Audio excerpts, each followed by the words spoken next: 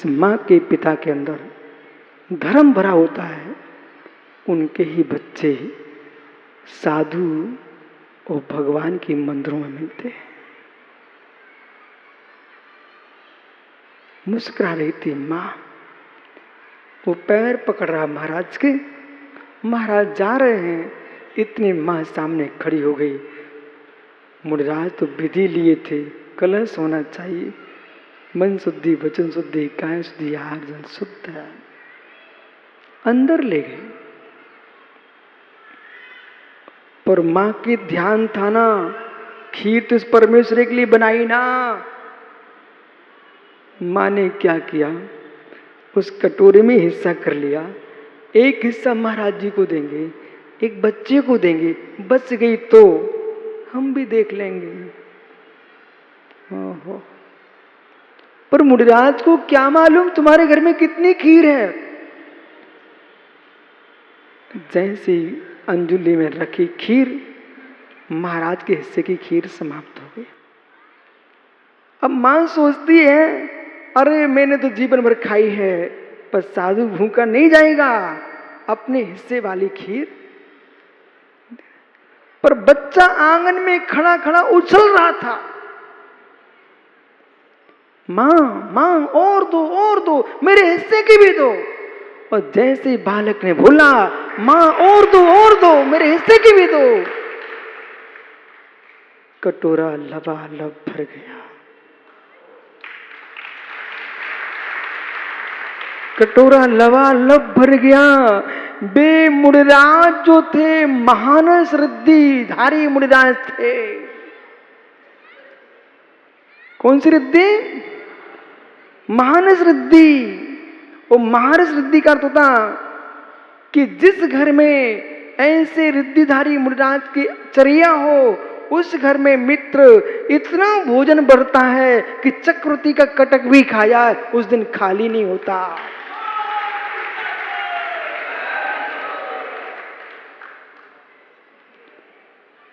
बेटा, जब बालक उछल उछल के कहता, मां और दो, मेरे हिस्से की भी दो, बस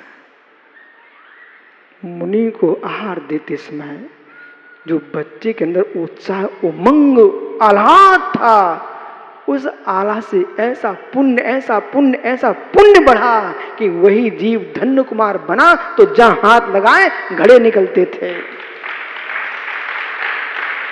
अगली भोग में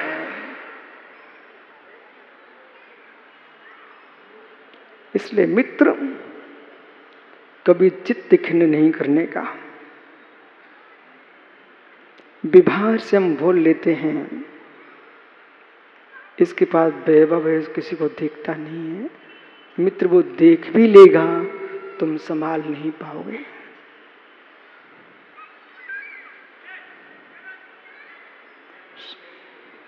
नहीं संभाल पाओगे। एक भाई, सत्य घटना एक और आपको सामने रखूं। एक भाई ग्रंथ पढ़ रहा है। जब वो पढ़ता है तो सब लोग सुनने आ जाते हैं।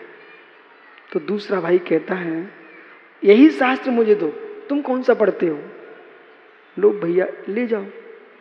जब वे पढ़े तो जो वो पढ़ रहे थे उसको दे दिया। उसने शुरू फिर से किया, लोग उठ के फिर वहीं पहुंच गए। मित्र खिलाड़ी है तो बल्ला ना भी हो, लकड़ी से भी मैच जीत लेता है। लकड़ी से जीत लेता है। और तुम खिलाड़ी नहीं हो तो बढ़िया से बढ़िया बल्ला भी लाओ, तुम कुछ नहीं कर पाओगे। इसी प्रकार से भोग ज्ञानी, तुम्हारा पुण्य के खिलाड़ी हो, तुम जो कुछ करोगे ना सब में सफलता मिलेगी। और पुण्य का खेल तुम्हारे पास नहीं है, अच्छे से अच्छा भी तुम बर्बाद कर दोगे, बर्बाद कर दो।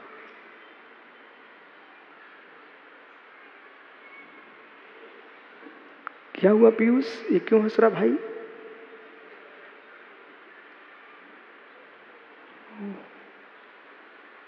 बेटा सुनो, तीनों से कह रहा हूं, इन आंखों से बहुत देखा, ये तीर्थंकर की ध्वजा है बेटा, न विशुद्ध सागर न तुम्हारे। एक दिगंबर मुनि बनने के लिए कितना पुण्य चाहिए पड़ता है। ओहो, लोग तरसते हैं, ये सब क्यों घूम रहे चारों आगे पीछे, कोई मनुष्य के पीछे नहीं घूम रहे। क्यों नेताजी? बेटा मनुष्य के पीछे नहीं घूम रहे तुम, एक दिगंबर साधु के पीछे बैठे हो।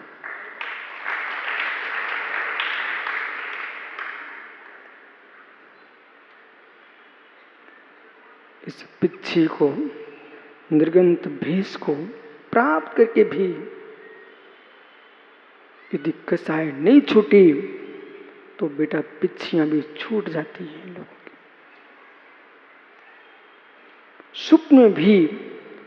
स्वप्न भी गुन्नू, अंकित कहाँ है? मणि, स्वप्न भी अपने गुरु के राग में किसी मुनि की अवहेलना मत करना। तुम्हारे गुरु तुम्हारे हैं, पर जितने मुनि हैं सब गुरु निर्गंत हैं, अवहेलना मत करना। और जो क्षण क्षण में गुरु के राग में अपने गुरु भाइयों की भी अवहेलना करते हैं, उनका संयम नहीं पलता। वीरेंद्र भैया, उनका संयम नहीं पलता। स्वप्न भी किसी साधु की अवहेलना मत करना। जिन लोगों को छोड़ के आ चुके हो उन पर सद्व्यवहार रखना, उनके राग में भी किसी मुनि के प्रति अशुभ भाव मत लाना बेटा। साक सागर, तुम्हें पता नहीं है कर्म सिद्धांत क्या कहेगा समत सागर। कर्म की प्रकृतियों का छह उपशम। हे जीव, पुलाक, बसकुश, कुशील, नृगंत, स्नातक, इनमें पुलाक बकुश जो मुनि हैं वे भी भावलिंगी हैं। बहिरी क्रिया देख करके किसी साधु के प्रति अशुभ विचार मत लाना। साधु छोड़िए, ये दिख रहा है आपको कुछ क्या है? पेन भी छोड़ो, पुद्गल बोल दो आप तो। पुद्गल पर्याय पेन है, स्कंद पर्याय पुद्गल की है। मां, ये पुद्गल पिंड है, 7 तत्वों में एक तत्व है, 5 अस्थिकाएं में अस्थिकाएं है, 6 द्रव्यों में एक द्रव्य है 9 पदार्थों में पदार्थ है। इसके प्रति भी अशुभ परिणाम किए तुम्हारे पुण्य का क्षय होगा।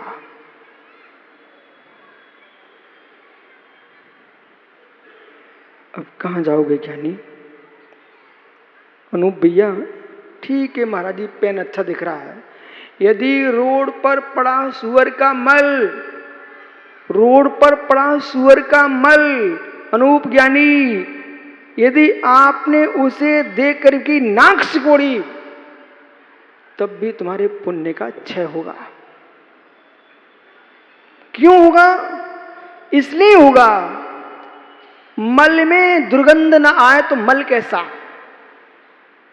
मल में दुर्गंध न आए तो मल कैसा? वो आप दुर्गंध सूंघने के बाद भी प्रसन्न न हो तो तुम धर्मात्मा कैसे?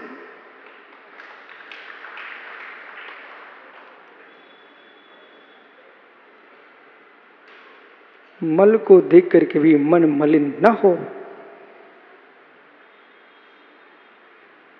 यानी बुद्धि, देह, विवेक को देख करके विवेक मत खो बैठना,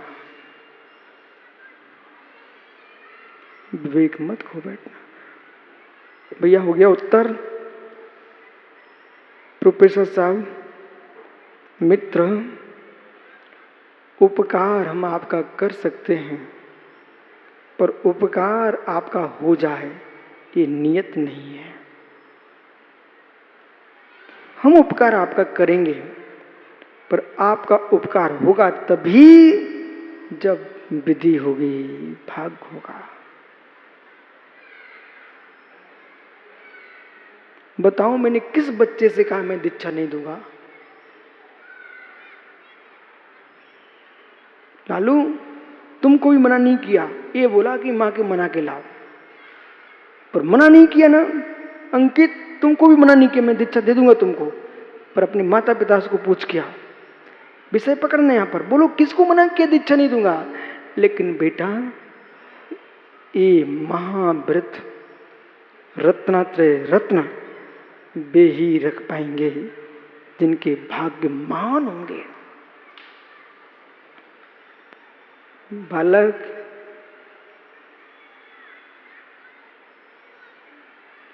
सब कुछ छोड़ने के बाद भी, सब कुछ छोड़ने के बाद भी, सुबह मैंने कहा था चक्रवर्ती कामदेव तीर्थंकर शांत कुंत, अरे बराबर,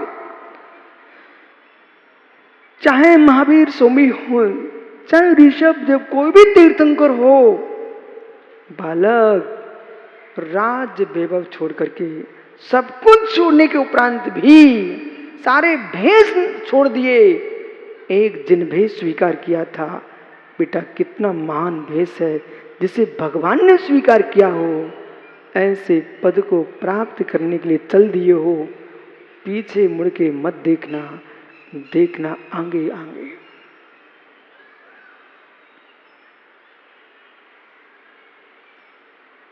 सारे खेल कूद समाप्त है गुन्नू आज से। जिसकी लगुन भरी जाती, लगुन जानते हो, उसी दिन से भैया की मुंडी नीचे हो जाती। बोले अब तो क्या हो गया, लगुन चढ़ गई। ऐसे बेटा लगुन चढ़ जाती ना, ऐसे दीक्षा थी, गोद भर गई, लगुन चढ़ गई, अब बाहर आ रहा है।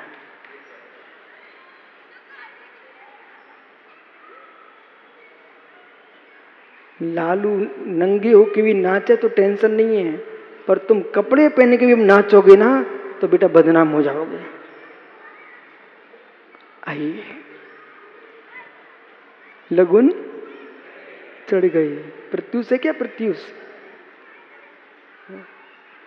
आइए, कर्तृत्व ने अशोक भाई, मित्र किसी भी अनुयोग की व्याख्या करो, वक्ता स्वयं में आनंदित होकर यदि व्याख्यान करता है तो कथा कहानी भी अमृत जैसे लगते हैं।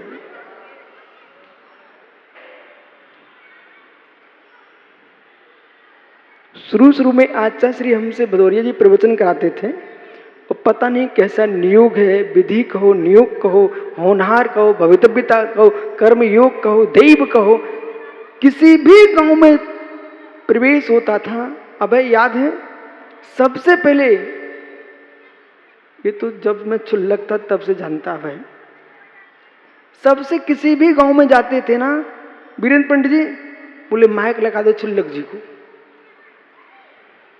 हर गांव में प्रवचन कराते थे वो, पर प्रवचन तब मैं मालूम क्या करता था, बच्चे तो था, एक कथा सुनाता था। प्रवचन एक कथा सुनाता था, वो भी मालूम कैसे, कहो 24 घंटे तैयारी करें। जब एक बार तो आचार्य श्री ने प्रवचन कराया तो पूरा मन चल रहा था और मेरा चेहरा लाल हो गया, पसीना पसीना हो गया, बहुत ताकत लगती है इसके ऊपर। तो इसी बीच में टीकमगढ़ में पहला प्रवचन कराया, एक पंडित जी थे कपूरचंद करके, वे भरी सभा में खड़े हो गए। उनने ये नहीं देखा ये बच्चा है तुम प्रश्न कर रहे हो उससे। मैंने क्या बोल दिया, चिंतामणि पारसनाथ भगवान की जय हो। वे तो खड़े हो गए, बोले चुल्लक महाराज उत्तर दो हमारा। अब भैया बोलने में तो ऐसे हो रही, तो वे कह रहे उत्तर दो हमारा। बोले क्या उत्तर, बोले आपने पारसनाथ में चिंतामणि क्यों लगा दिया, इसका उत्तर दो। ये गुरु कितने करुणाशील होते हैं, ओहो मानना पड़ेगा। मालूम माताश्री क्या बोले बगल में, बोले बैठो बैठो मैं दे दूंगा थोड़ी देर से, बोलने दो उसको। अपन फूल के कुप्पा हो भैया, दिए जाने, बोले मैं दे दूंगा पंडित जी, बैठो बैठो आप। जब प्रवचन हो गए ना, प्रवचन हो गए ना, इसके बाद लोग महाराज जी के पास गए, बोले महाराज जी छुल्लक जी छोटे से हैं, अच्छा बोलते हैं। ज्ञानी ध्यान रखो, आदमी को प्रशंसा भी शक्ति देती है, उत्साह शक्ति, उत्साह शक्ति। इसलिए जो दयालु लोग होते हैं, जिसको देश समाज राष्ट्र धर्म ऊपर उठाना आता है, प्रोफेसर साहब छोटे छोटे छात्रों की प्रशंसा करता हो, बहुत अच्छे। सीधी सीधी बैल के ऊपर, बछड़ों के ऊपर बैलगाड़ी नहीं रखना पड़ती भदौरिया जी, आप तो जानते हो। सीधी सीधी बछड़ों के ऊपर बैलगाड़ी नहीं रखना पड़ती है। पहले छोटी सी नाव, जुआ रखते हैं ज्वारी, फिर एक छोटा सा लकड़ी ले लिए, उसको बांध दिया, वो लकड़ी घुमाते हैं, उसके कंधे मजबूत हो जाएं। जब देखा 2-4 दिन घुमाते घुमाते, फिर उस पर एक छोटा सा बच्चा बिठा देते हैं, अब इसको खींचो। वो धीरे धीरे धीरे धीरे बेई बछड़े रथ खींचने लगते हैं। ऐसे ये बछड़े ना बैठे जो छोटे छोटे मुड़िराज, ये ब्रह्मचारी, धीरे धीरे तुम खाली रस्सी खींचो, फिर तुम लकड़ी खींचो, फिर पत्थर खींचो, फिर तो धीरे धीरे तुम कर्मों के पहाड़ी पलटोगे। अबे सारा सा सोचते में आज ही रथ खींच लूं। बेटा थोड़ा कंधे मजबूत तो होने दो, ये मत सोचो हमें भी 4 साल हो रहे हैं, हमें भी 5 साल हो रहे हैं। ये देखो कि बछड़ा छोटा है कि बड़ा है।